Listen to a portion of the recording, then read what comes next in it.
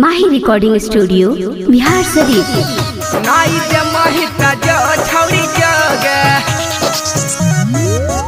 नाई दे महिता जो छौरी जगे। आप सुन रहे हैं युवा स्टार अखिलेश लाल यादव को। छगे तीना तीना होबा हक छोगे छोगे छोगे।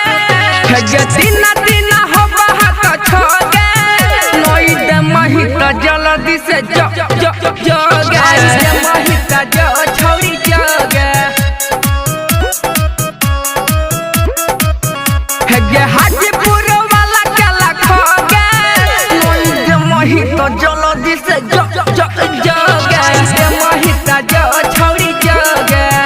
नाई दे महिता जो छौरी जगे।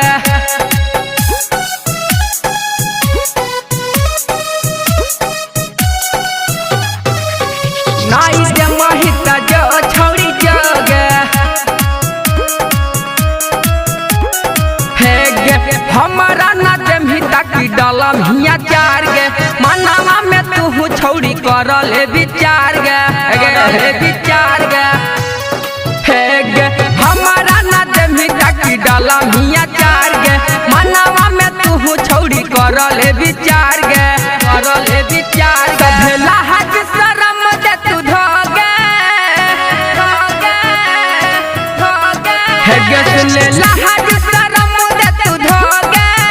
नाई दे महिता जल्दी से जो जो जगे। नाई दे महिता जो छौरी जगे।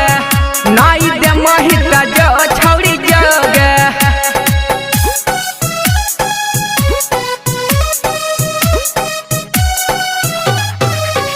नाई दे महिता जो छौरी जगे। हेगे राइटर सुजीतवा के देनी कई बार गे। हम जब मांगहियो करही न कार गे। करही न कार गे। हेगे छौरी राइटर सुजीतवा के देनी कई बार गे। हम जब मांगहियो करही न कार गे। करही न कार गे। महिया खल सवा हाजिर रोगे रोगे रोगे। हेगे छौरी खल सवा हाजिर रोगे। नाई दे महिता जल्दी से जो जो जगे। नाई दे महिता जो छौरी जगे। नाई दे महिता जो छौरी जगे। की रे आगे चुम्मा न मांगयोगे तू तो गलत सोचा। माही रिकॉर्डिंग स्टूडियो बिहार शरीफ।